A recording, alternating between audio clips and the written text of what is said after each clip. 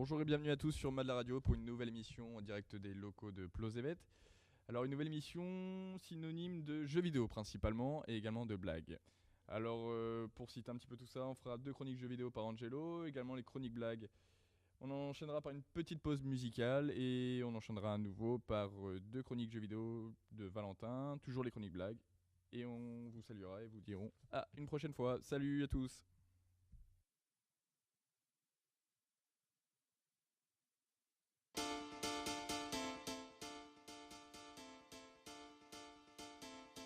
Bonjour, bonsoir, je vais vous parler dès à présent de The Legend of Zelda Wind Waker, Phantom Hourglass et Spirit Tracks. Pourquoi ces trois jeux? Ils sont tout simplement linéaires. Wind Waker commence avec notre jeune héros Link sur son île natale, qui après sa rencontre avec Tetra, qui est la princesse Zelda, voit sa petite sœur Ariel se faire enlever par un oiseau géant. Phantom Hourglass commence par un bref résumé de Wind Waker présenté par un compagnon d'équipage de Link. Le jeune héros voit son ami Tetra se faire enlever par un bateau fantôme et échoue dans une tempête. Spirit Tracks commence également par un bref résumé de Phantom Hourglass par la même personne mais plus âgée. Beaucoup plus âgée. Link doit recevoir un cadeau de la princesse Zelda, mais le ministre intervient qui est en fait un démon qui a besoin de Zelda pour ressusciter son maître. Wind Waker et Phantom Hourglass se passent sur la mer. On se balade en bateau sur Wind Waker et Phantom Hourglass se passent sur la mer et on se balade en bateau. Sur Spirit Tracks, on se promène en train. On peut modifier notre bateau sur Phantom Hourglass et notre train sur Spirit Tracks. Ce n'est pas possible que sur Wind Waker parce que notre bateau et notre compagnon d'aventure, c'est le roi d'Hyrule.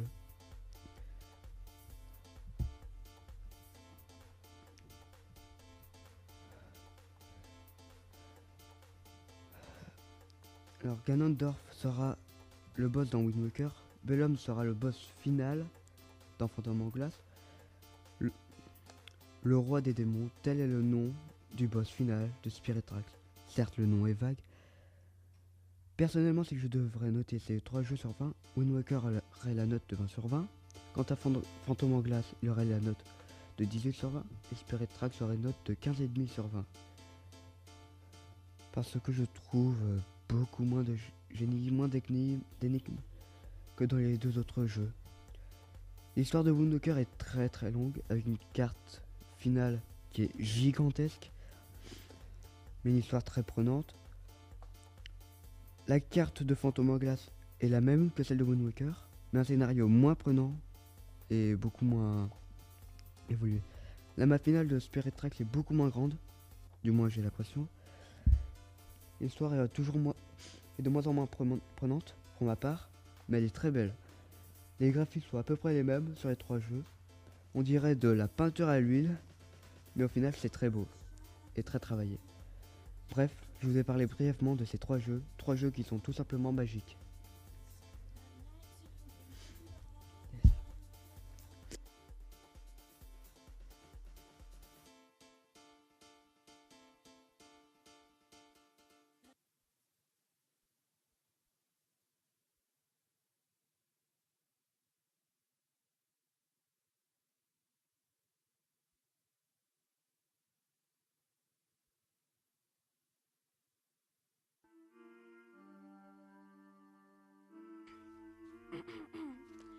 Bonjour, c'est Abbé Nefa, avec Bob le bricoleur et Dora.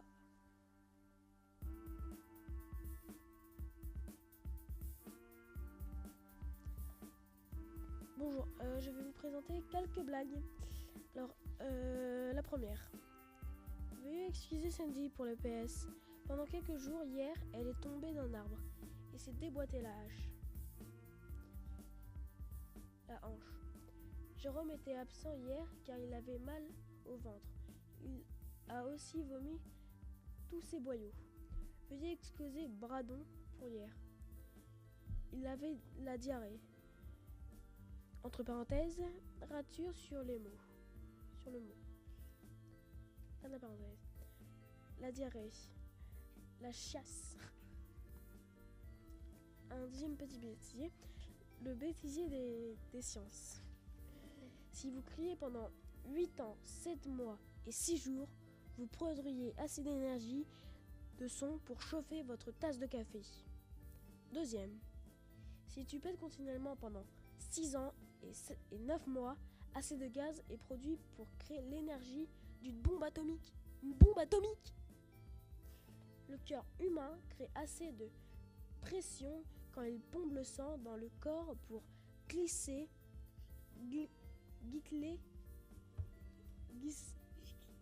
gicler du sang à 10 mètres. 10 mètres! Cinquième, vous pensez que 150 calories par heure et en vous cognant la tête sur un mur?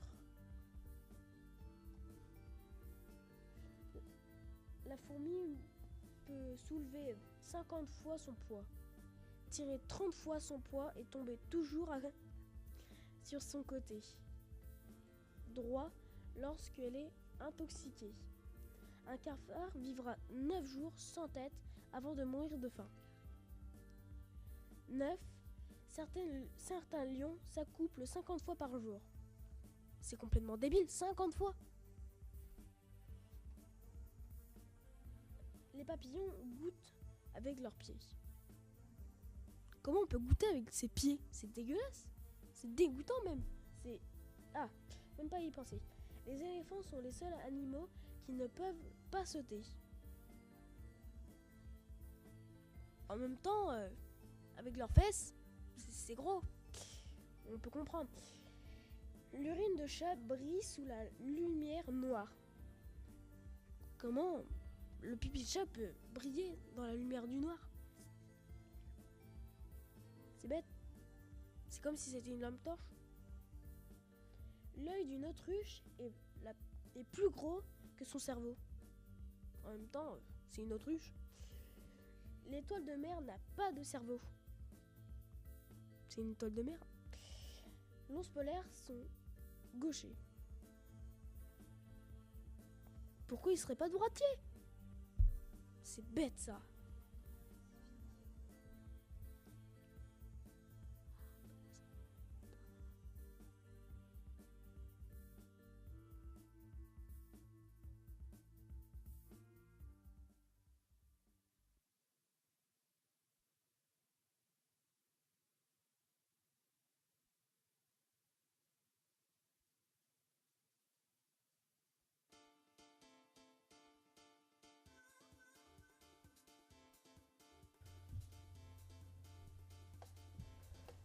Bonjour, bonsoir.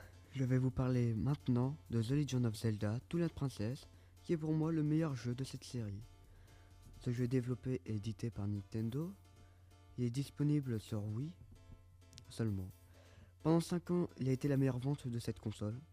Si je devrais noter ce jeu sur 20, il aurait la note de 20 sur 20. Parce que l'histoire est très prenante et très longue, avec des tournants. Les graphismes sont magnifiques pour la Wii. La jouabilité est très très simple, les personnages sont très très attachants, et j'en passe.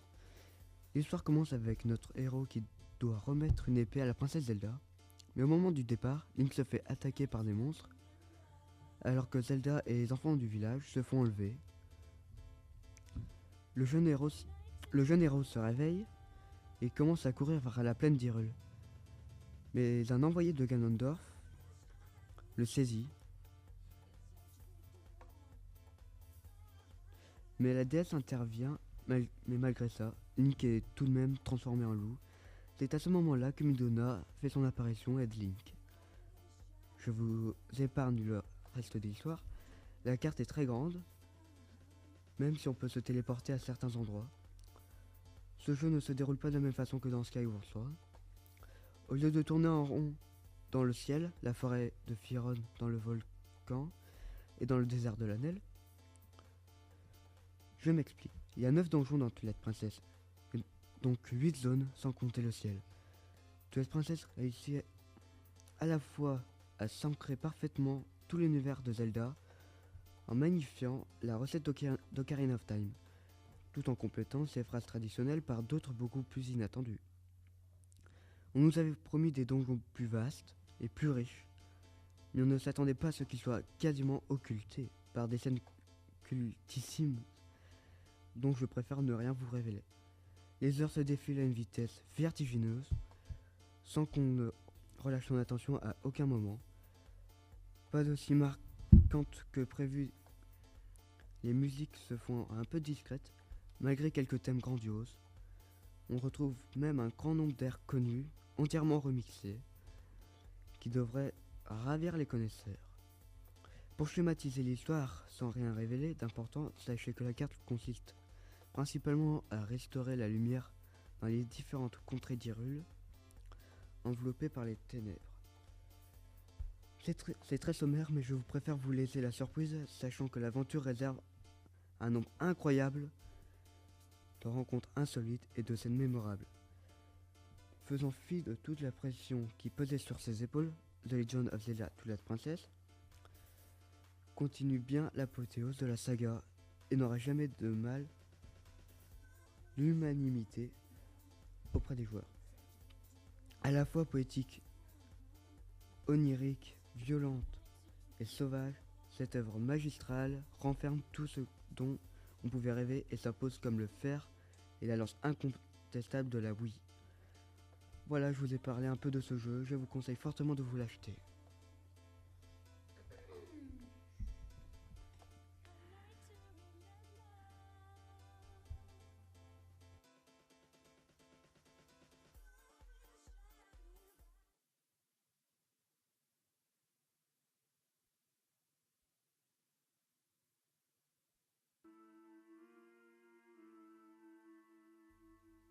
Ces deux potes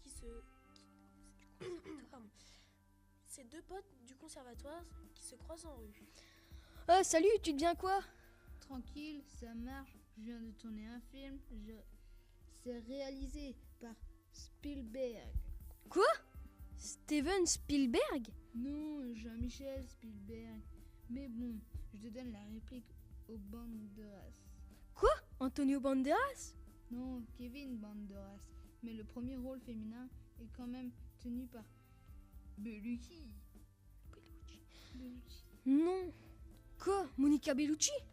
Non, Geneviève Bellucci.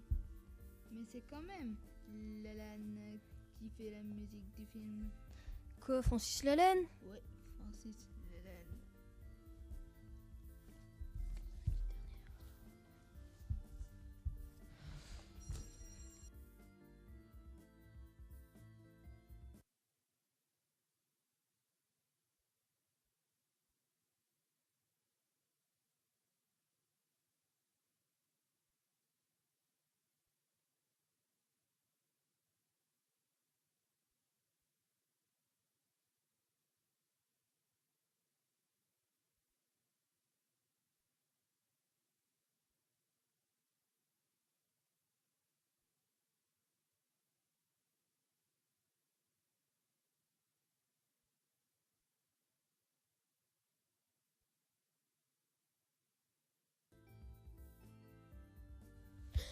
Bon alors, Dora, si c'est ton vrai nom, tu peux me dire comment on appelle un boomerang qui ne revient pas? Je sais pas. C'est un bout de bois. Ah bon?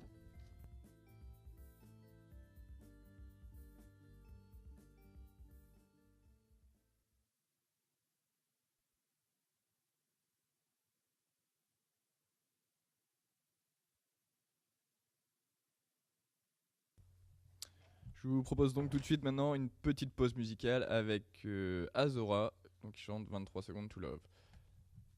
Bonne pause.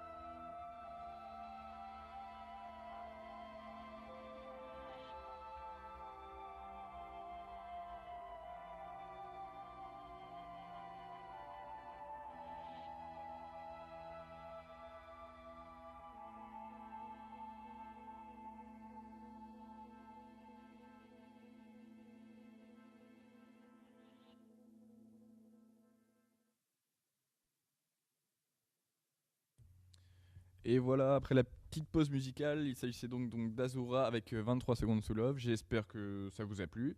Découvrir un nouveau groupe, une nouvelle chanson, un style, on va dire, un peu particulier qu'on ne passe pas forcément tout le temps sur ma radio, mais faut pas hésiter à nous laisser des commentaires. On passe maintenant à une chronique jeu vidéo à nous avec Valentin. Donc il s'agit du jeu Gears of War 3. À toi Val.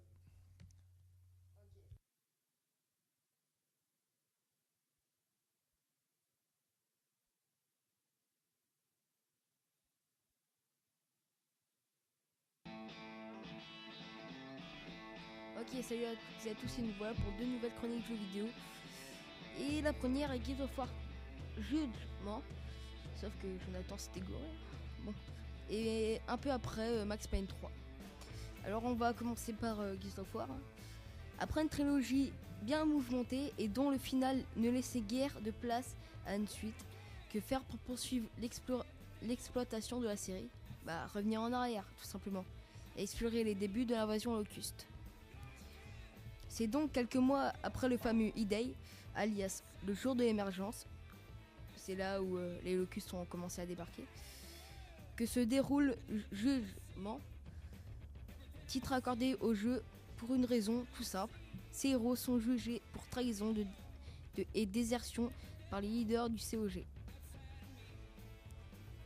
Pourquoi? Comment? C'est tout l'objet de la campagne solo, qui est en fait un flashback.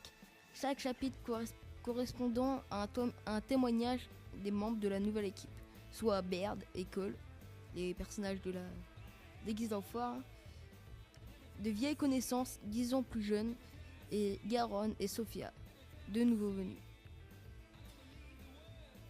Tous sévèrement en froid avec leur hiérarchie, une seule habitude chez les héros de la série. Malheureusement, la présentation de cette nouvelle opus dévoilée à People Can Fly, Bulletstorm et Epic Fut et Epic fut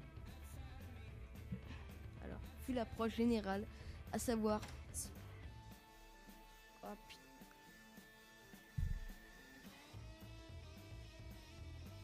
se concentrer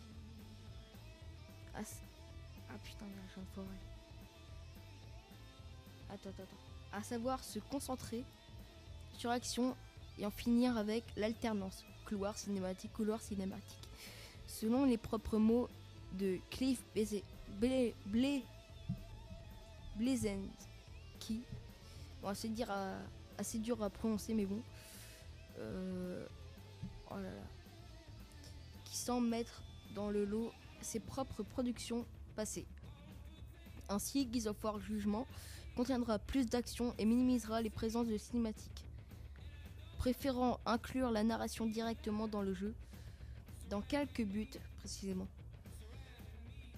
Se consacrer au challenge Epic et People Can Fly entendent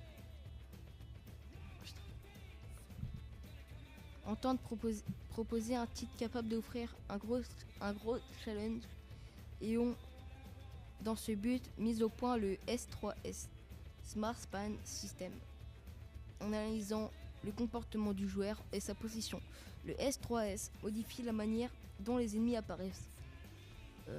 En gros, si vous mourrez, comme dans certains jeux du style Call of Duty, vous savez qu'à un moment ou un autre, vous aurez 3 ennemis qui vont arriver.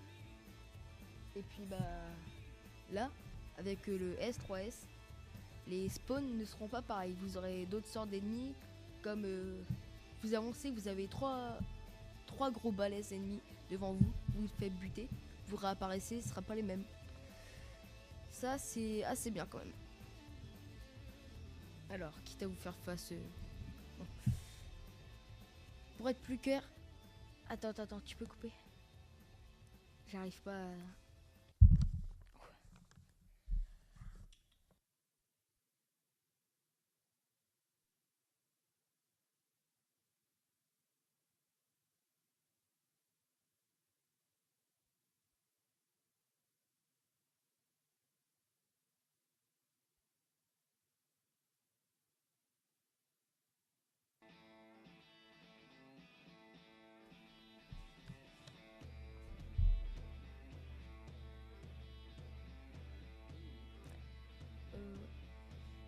avec ce système, ce ne sera plus peine.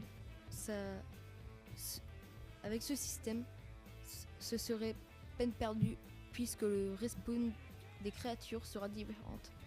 Non seulement le joueur fait face à une IA adaptative, mais il vit du surcroît une expérience unique.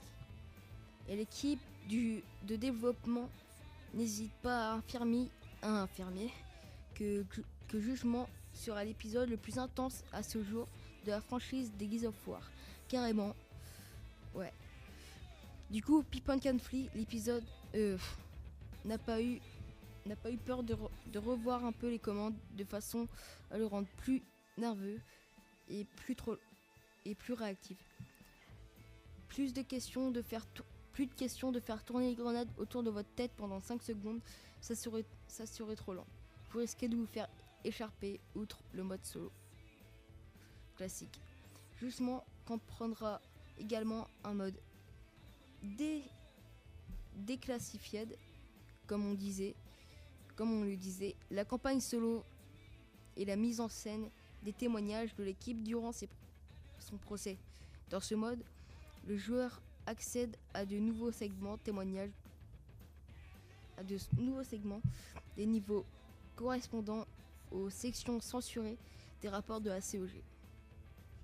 Une façon de lever un peu plus le voile sur la trame principale et même d'en apprendre un peu plus sur les actions par toujours très reluisantes du COG.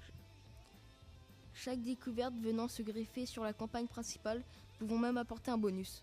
Admettons que vous tombiez sur une nouvelle arme dans un de ces niveaux. Le témoignage changera l'arme et sera disponible dans la section principale suivante. Évidemment, on regrette amèrement de n'avoir pu voir tout ça en action. En revanche, l'équipe a bien voulu nous livrer une petite vidéo de représentation du nouveau multijoueur Overrun, dans lequel 5 soldats du COG doivent défendre un générateur et 5 locustes cherchent à le détruire. Bon, ça vous le verrez sur jeuxvideo.com ou sur YouTube. Voilà. Alors, et puis le tout avec 5 classes habituelles chez les COG: l'ingénieur, le soldat, le grenadier, le médic et le recon. Chez Locust, on s'abat donc sur les défenses que les humains s'efforcent de garder en état avec différentes bestioles du ticket spécialiste dans le harcèlement des barrières que l'ingénieur répare au corps C, capable de tracer son chemin sous la terre en passant par le mauler équipé d'un bouclier qui a la particularité de tourner assez rapidement pour envoyer des balles et surtout déchiqueter tout ce qui passe à sa portée. Encore une fois, difficile de se faire une opinion à partir d'un simple thriller. On peut s'attendre à un mode certes assez classique mais probablement efficace. Et une dernière précision, les Gears of War, si vous ne le savez pas encore, sont que disponibles sur Xbox 360. Salut.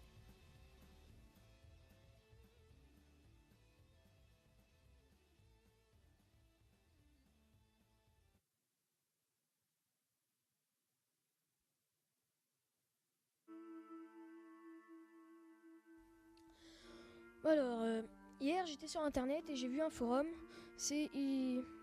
Ils avaient une discussion pour changer une ampoule. Hein. Alors là, il y en a un qui dit pour changer l'ampoule et écrire pour dire que l'ampoule a été changée. 7 pour avertir des dangers de changer l'ampoule. 27 pour signaler les fautes d'orthographe dans les messages concernant le changement d'une ampoule électrique.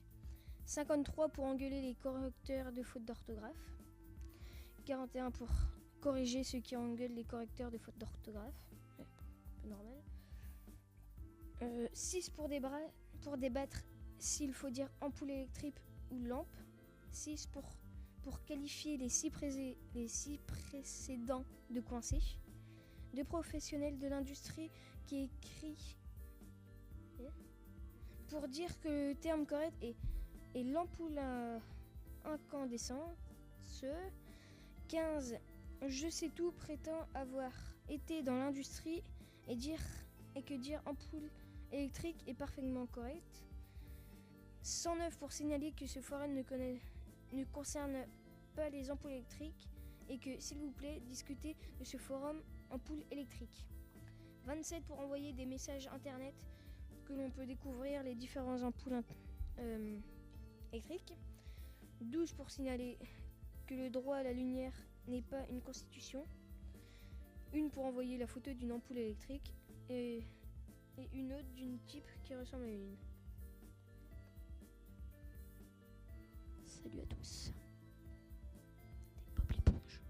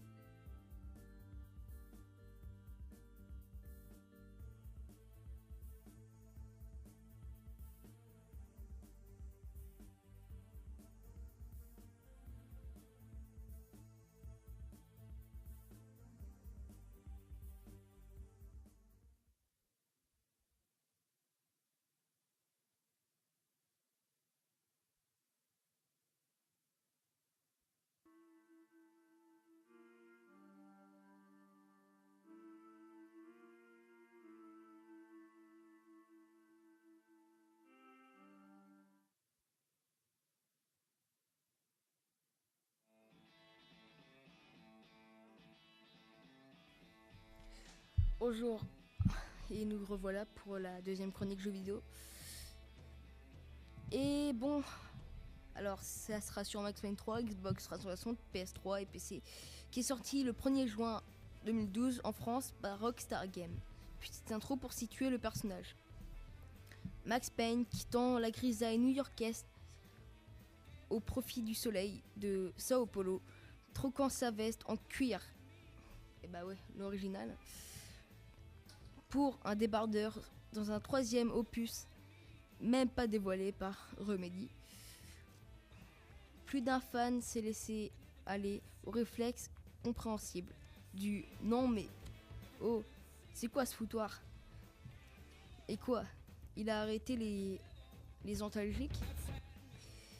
Mais c'était oublié que Rockstar Games avait pris leur élève, une boîte qui n'a pas peur de se la jouer old school et qui connaît son affaire quand il s'agit de travailler l'atmosphère. De fait, on peut dire que la suite de Max Payne 3 est la suite bien légitime de la série. Plus âgé de quelques années, Tonton Max est une épave à la dérive. Laminé par les événements des deux opus, finira par commettre la boulette qui forcera, bon malgré à quitter le pays et à caresser l'espoir d'un nouveau départ. Les raisons qui conduiront à cette nouvelle vie est en arrêt lors des niveaux flashback.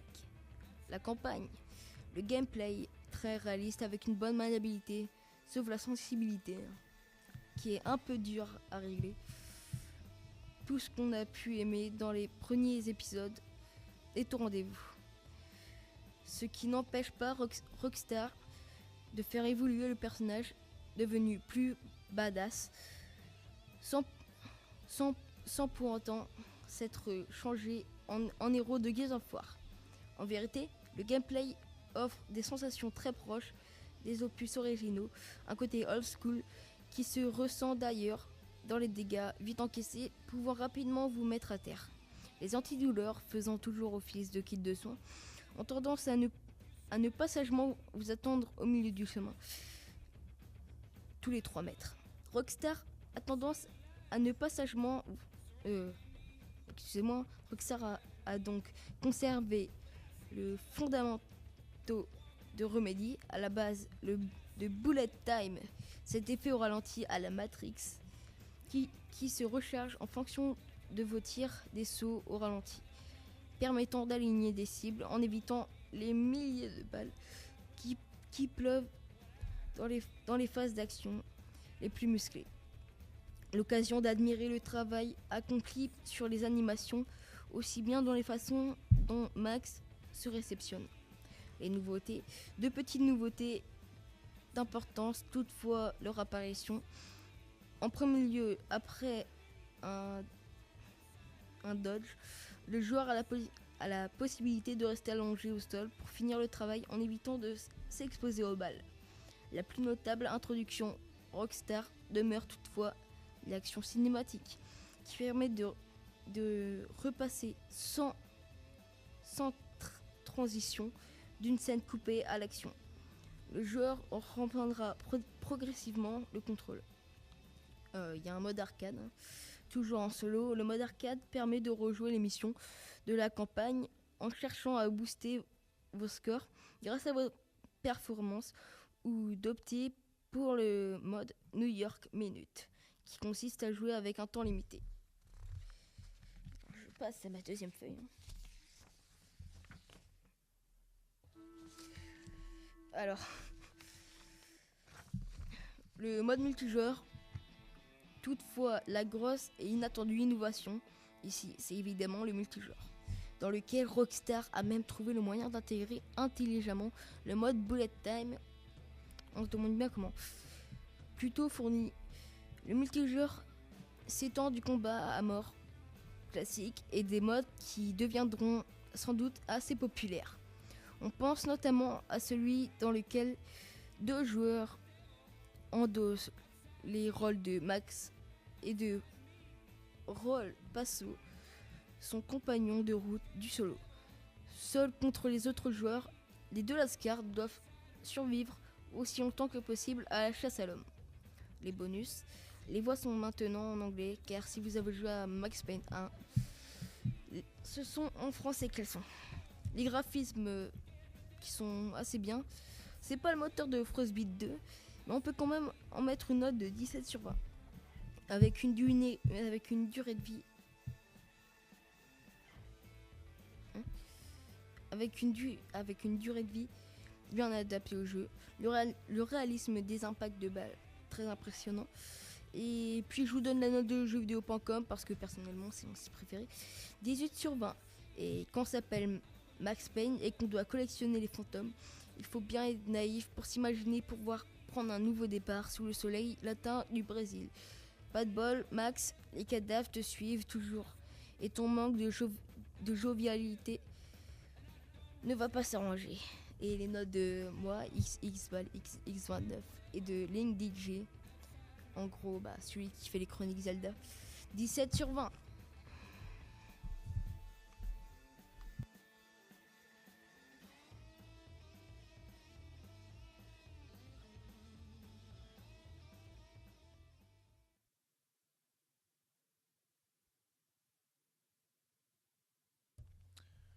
Ok, donc voici la fin de l'émission. C'était donc une émission présentée par un petit peu tous les gars de l'équipe habituelle du collège de Plozévet. Il faut savoir qu'il y avait donc des jeux vidéo en chronique avec Zelda principalement. Également, on disait Max Payne, Gears of War. Pas mal de chroniques blagues. La nouveauté, j'espère que ça vous a plu. En tout cas, je vous dis donc à l'année prochaine, car il s'agissait bien sûr de la dernière émission de la saison. Un petit mot peut-être des animateurs. Bonjour, c'est ABMFA. D'ailleurs, je voulais juste vous faire une petite pub vite faite parce que c'était à peu près un réseau gratuit où vous pouvez avoir des jeux en réduction, mais c'est sur PC. Donc vous avez des catégories gratuites, vous avez plusieurs jeux gratuits et des jeux de FPS comme MW3. Par exemple, la base c'est 60€.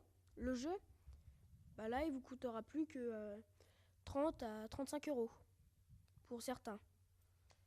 Il y a plein d'autres comme Skyrim, il y a plein d'autres choses. Et sur ce réseau, il y a plein de personnes qui jouent à plein de jeux, plein de jeux qui sont vraiment, vraiment super. Et j'espère que vous vous inscrirez parce que c'est vraiment, vraiment, vraiment bien. ce site. Ouais. Bon, c'est pour vous dire, je suis trop triste. Hein. Et non. Et ouais, bah. Le site que l'autre me parlait, un mec qui est venu d'un coup, il m'a fait peur. Comment t'avais dit que ça s'appelait ? Steam. Je sais pas ce que c'est, mais je vais aller voir quand même au cas où. Je vous dis à plus et à l'année prochaine. Hein. Salut!